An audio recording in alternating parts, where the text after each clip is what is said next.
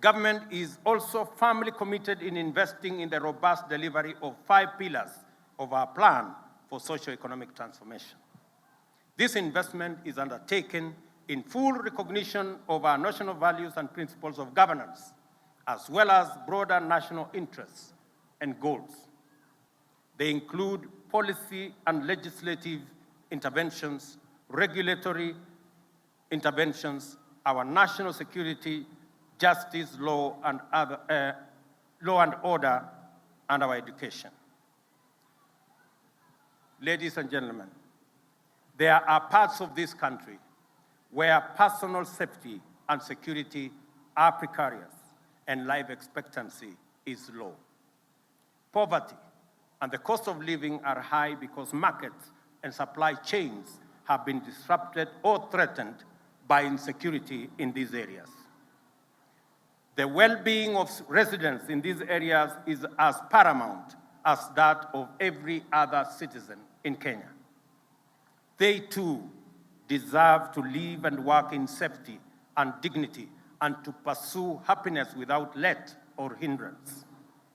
And yet, terrorists, bandits, cattle rustlers, and all manner of violent criminals have held them back, extinguishing or deferring for far too long too many hopes and dreams as the rest of the country makes progress.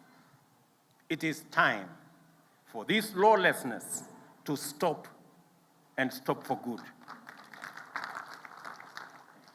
Our government has undertaken necessary personnel realignment in the security services to facilitate the rapid achievement of our objectives in this sector. On my first day in office, I executed the instruments to actualize the financial autonomy of the National Police Service and have given the necessary directives to enable it rapidly achieve national security strategic objectives. These actions extend to the facilitation of the Director of Criminal Investigations to expeditiously resolve investigations to a standard that can support effective prosecution and secure convictions. The independence of the National Police Service is essential for its institutional credibility and efficiency, citizen safety and welfare, and effective maintenance of law and order. A professional police service fosters harmonious relations with citizens and communities, cannot be weaponized in pursuit of divisive or partisan agenda, and can never resort to disastrous policies like extrajudicial murder as part of policing. I believe we can keep this country safe and secure without tormenting our people. We can efficiently and effectively suppress crime, monitor and disrupt and apprehend criminals without abducting, torturing, killing, or causing citizens to disappear. It is time to retire these terrible tactics and professionalize our criminal justice system. That is why my government is taking strong measures to facilitate the enhancement of capacities along the entire security chain. I have directed that immediate measures be undertaken to disband the Special Services Unit in the Directorate of Criminal Investigation, and with urgency, investigations must be commenced so that those found culpable are held to account.